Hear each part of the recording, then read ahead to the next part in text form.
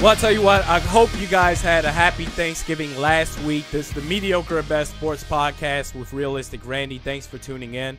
And the Minnesota Vikings, they've got a 9-2 record right now after beating the Detroit Lions 30-23. They've got the NFC North Division all but locked up at this point.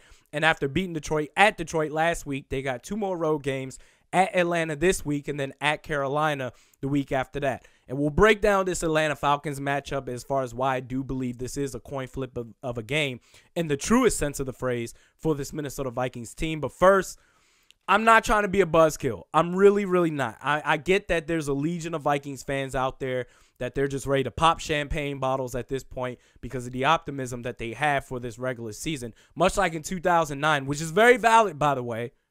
In 2009, that regular season, you knew about halfway through the regular season that it was between the Saints and the Vikings jockeying for a position for the first and second seeds in the NFC. And then fast forward to this year, because quite frankly, after this Atlanta Falcons game, the rest of the schedule for the Vikings is favorable. And look, I don't consider the Carolina Panthers a threat. I really, really don't. I believe specifically with the Carolina Panthers, if this defense stays disciplined, specifically the defensive line as far as practice containment, not over pursue on the pass rush, and force Cam Newton to beat you with his arm, I think the Minnesota Vikings will be just fine. And not to mention that Matt Khalil is their left tackle, by the way. But fast forward to now, the rest of the schedule and everything that's going on, the 1 and 2 seeds of the NFC, you got to think it's going to go between the Philadelphia Eagles and the Minnesota Vikings in whichever order. We'll see how the rest of the season plays out. Because you got to remember, the Vikings, they've got the tiebreakers over both current 3rd and 4th seeds in the NFC, the Los Angeles Rams and the New Orleans Saints after beating both of them. And so I know there's a lot of optimism sweeping Vikings Nation, but we're talking about big picture here. And again, I'm not trying to be a buzzkill because, look, if the ultimate goal, because quite frankly, I'm looking at the rest of this regular season as playoff training camp, quite honestly, looking at what you got, focus on your strengths that you got going on, focus on that.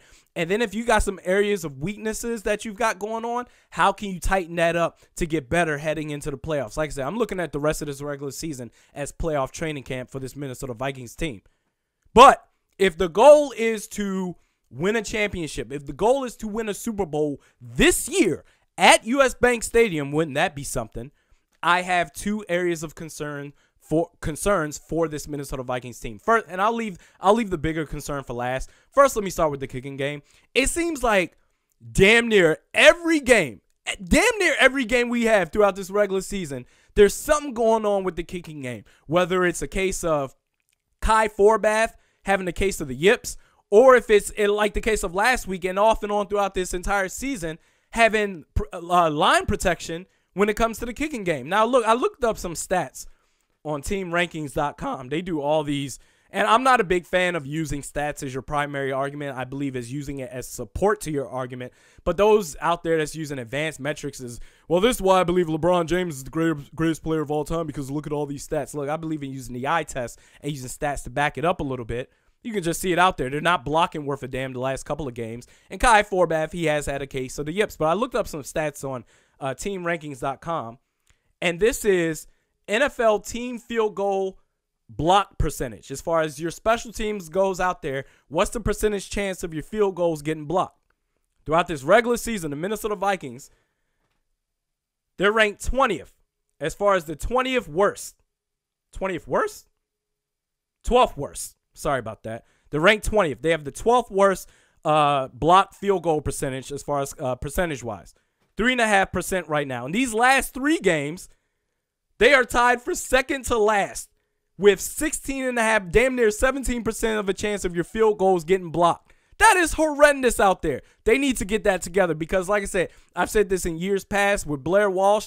When it comes to the playoff games, the games are much tighter, and oftentimes it comes down to kicks. Now, the one thing I will say about this, the one takeaway I do have from this, is that specifically when it comes to Kai Forbath having the yips, hopefully they get the line protection together. But specifically with Kai Forbath, I trust Kai Forbath. When he misses a kick, I trust that he'll put it behind him mentally and come back out there and not carry that last kick with him for the following kick after that.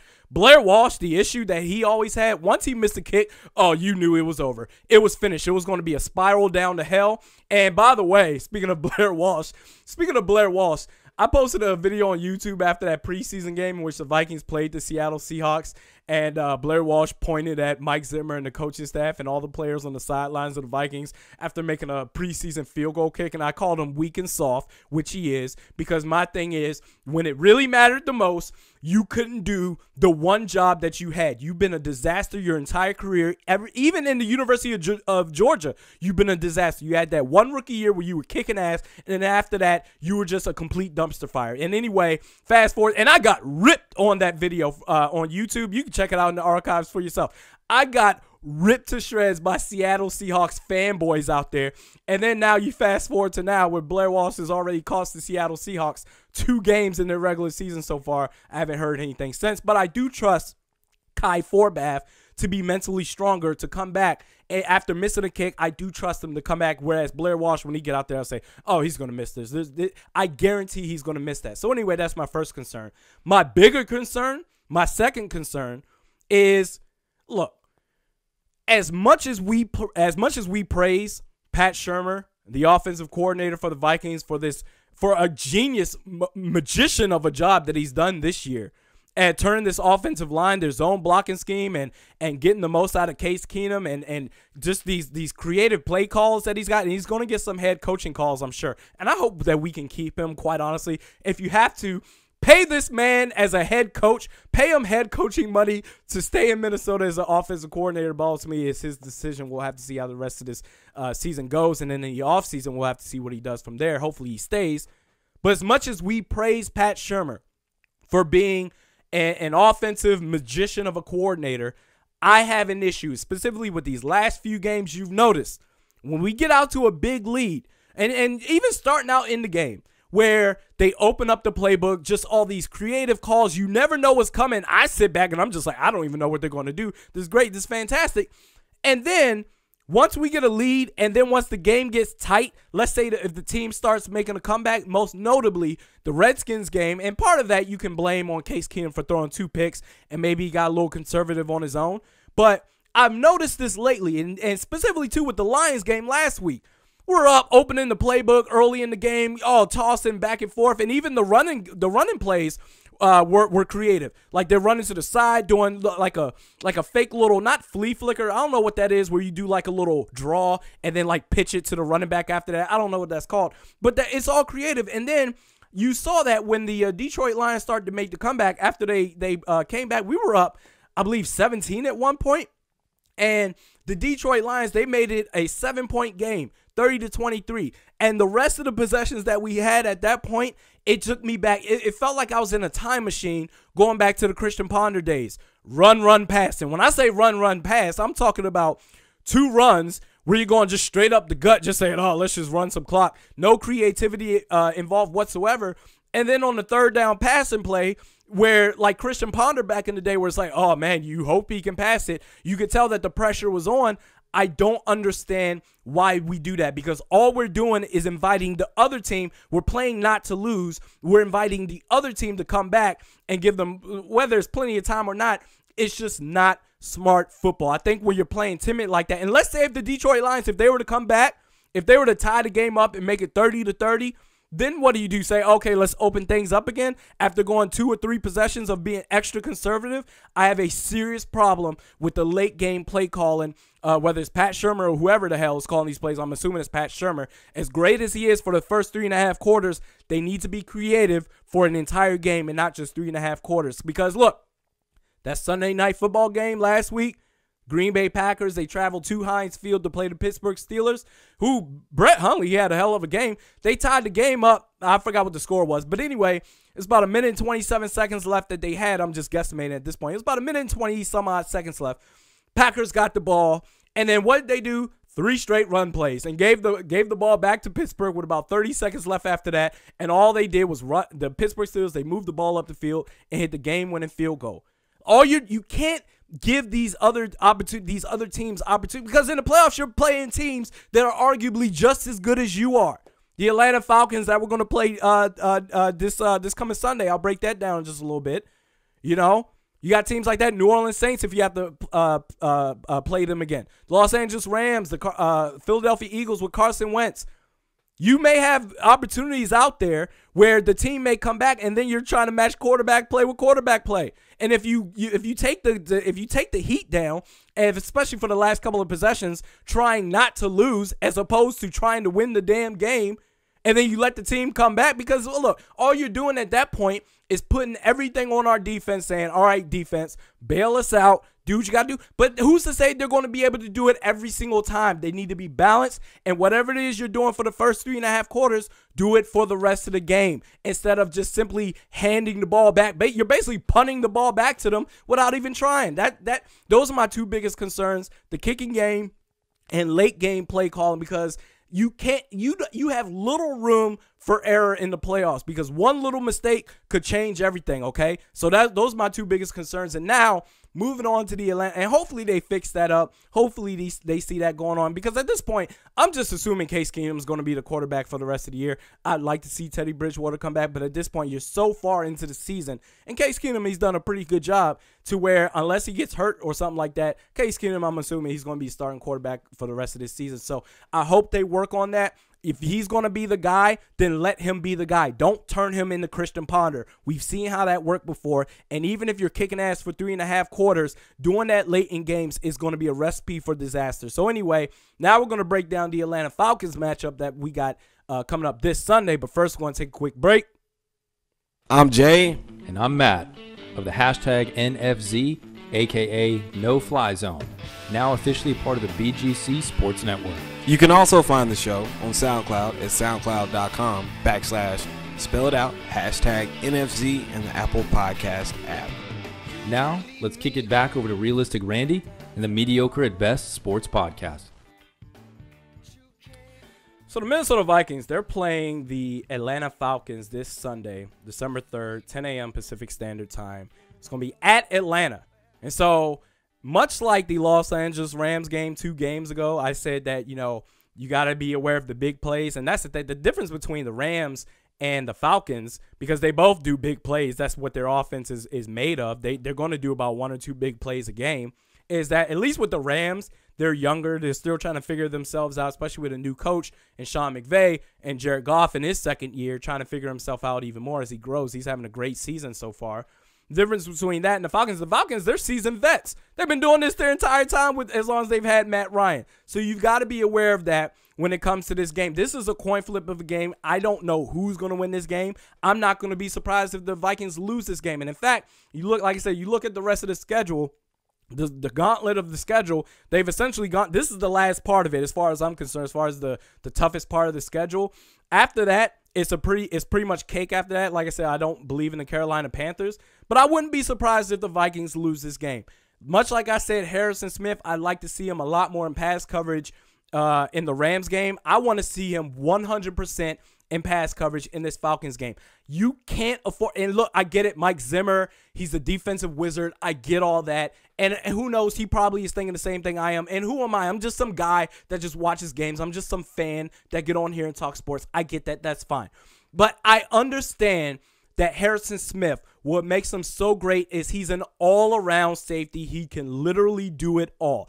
I don't want to see Harrison Smith at the line of scrimmage showing blitz and then having to go back, because you can't afford that gap in time of having to then suddenly drop back in pass coverage to help out with coverage on Julio Jones and Mohamed Sanu. Okay, so I want to see him in pass coverage 100% of the time. Let the pass rush come from our defensive line and once in a while from Anthony Barr, and that's fine. I trust them to do that by themselves, because I tell you what, any moment that you leave Mohamed Sanu or Julio Jones, and I'm going to talk about the Xavier Rhodes matchup in just a little bit, but anytime you leave them in single coverage, Matt Ryan's going to take that opportunity. He's going to take that opportunity. I just want as much help as they can get in the secondary as possible with those 2 big receivers they got and their big play abilities that they do, because like I said, the Falcons, they're seasoned vets. They've been doing this year after year after year. You got to be ready for that.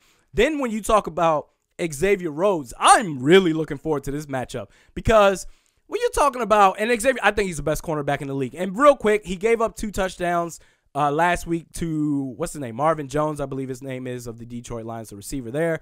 And the reason why I'm not panicking over that is because the 2 games prior to that, to the Los Angeles Rams and the Washington Redskins, Both of those games, there were times where Xavier Rhodes got banged up and he was down for a little bit of a time. And in fact, I think he missed a couple of plays in both games, both situations. So you weren't sure as far as how his health was, especially coming off of a 4-game rest to suddenly play on Thursday against the Detroit Lions. So now you've got 10 days of rest. So hopefully he's good to go.